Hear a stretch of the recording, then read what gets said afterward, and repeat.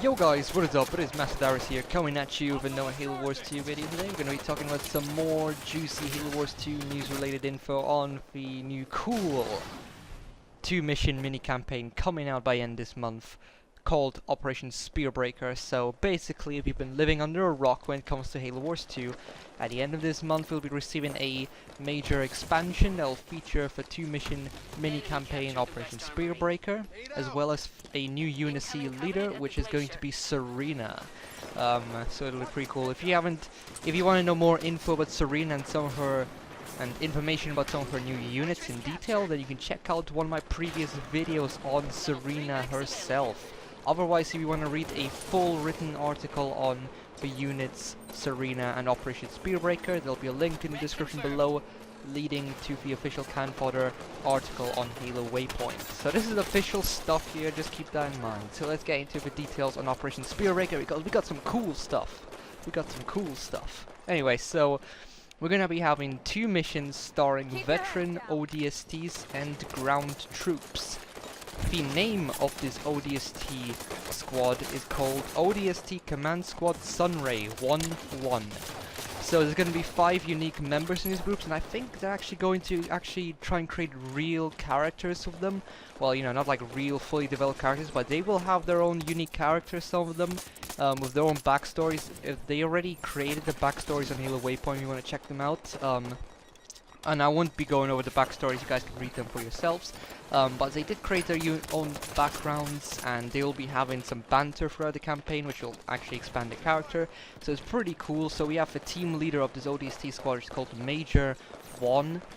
And then we're going to have the technical liaison, which is going to be Warrant Officer Quinn. We got the medic, which is Petty Officer Gruss. Drone operator Corporal Turpin. Designated marksman, which is Lance Corporal Sparks.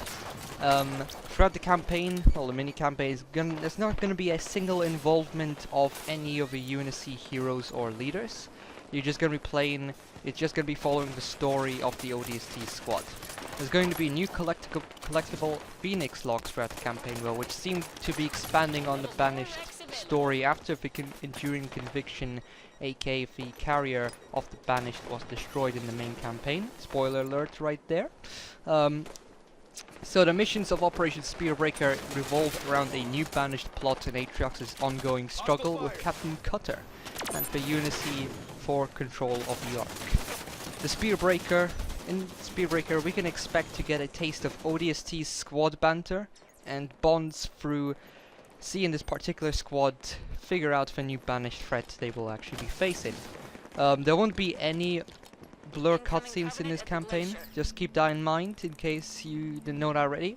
However, we may actually see some dialogue and mission introductions before the missions themselves actually begin, and it will feature new battles and surprises that they claim will make this campaign memorable for us, despite it only being 2 missions. And it will feature enhanced Banished units too.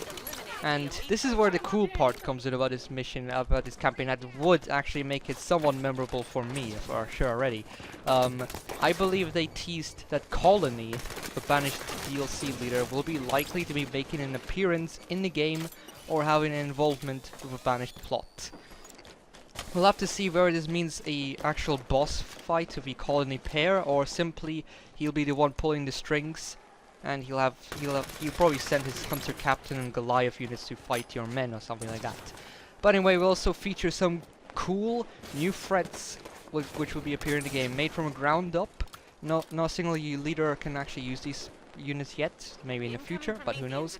We'll be featuring the new Proto Guardian. That's right, I like to call them Proto Guardian because if you look at these Sentinels, they look like Guardian 1.0s or the Guardian 0.5 versions.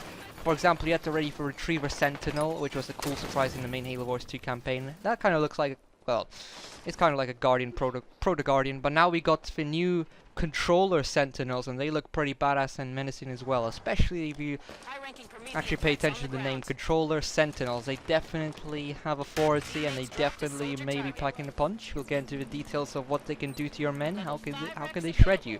The story behind them, they're released by the Ark due to the destruction caused by Atriox's fight versus Cutter.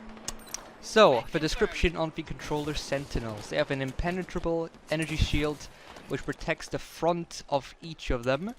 An improvement on the already powerful shields used by the Enforcer Sentinels from Halo 2, by the way, whose function was to suppress the flood outbreaks. Underneath the shields you have a super cool, well, I don't know what cool, but you have a super Sentinel beam to prevent enemies from hiding in its blind spot. But its primary weapon is a devastating supercharged Sentinel pulse, so you can tell that this thing is going to be packing the punch. That's for sure. So that is all the information we have gone on Operation Spearbreaker. It looks promising, it looks pretty cool. This will be available for $6 separately if you don't have the season pass, and you can also purchase it for $10 in a bundle which will include Serena as well. That's all the news we have for today, and I'll see you guys next time. Peace.